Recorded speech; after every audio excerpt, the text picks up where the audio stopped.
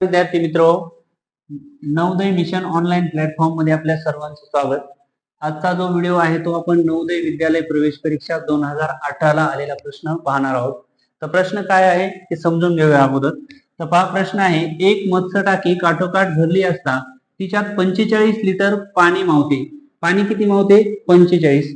तर पहा, या ठिकाणी टाकी आहे आणि या टाकीमध्ये 45 लिटर पाणी मावते असं आपल्याला या ठिकाणी सांगितले टोटल टाकीमध्ये. तर 45 लिटर लिहून घेऊया. परत या टाकीच्या 4/9 भाग पाणी भरले आहे. तर या टाकीचा 4/9 भाग काय आहे? पाणी भरलेले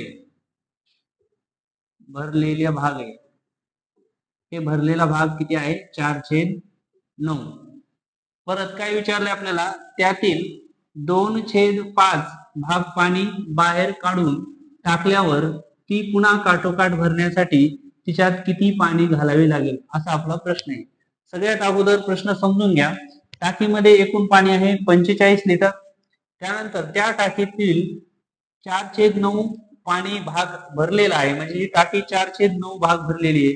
म्हणजे 4/9 म्हणजे किती? तर 4/9 गुणिले 45 जर केलं तर आपल्याला त्या टाकीत असलेलं पाणी निघणार आहे. 9 1 9, 9 5 45 होईल.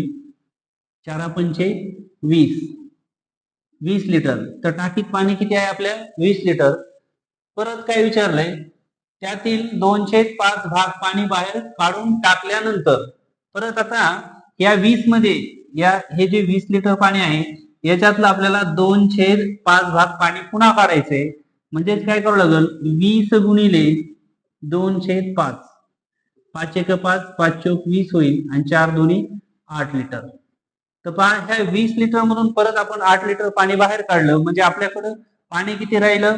तर 20 वजा 8 केलं तर 12 लिटर. तर 12 लिटर पाणी या टाकीमध्ये आता शिल्लक आहे फक्त.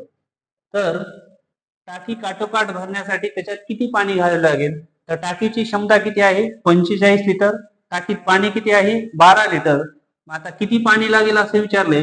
म्हणजे 45 मधून आपल्याला परत काय करावं लागतील? या ठिकाणी 12 वजा करावं लागतील. तर काय करायचं? 45 वजा 12.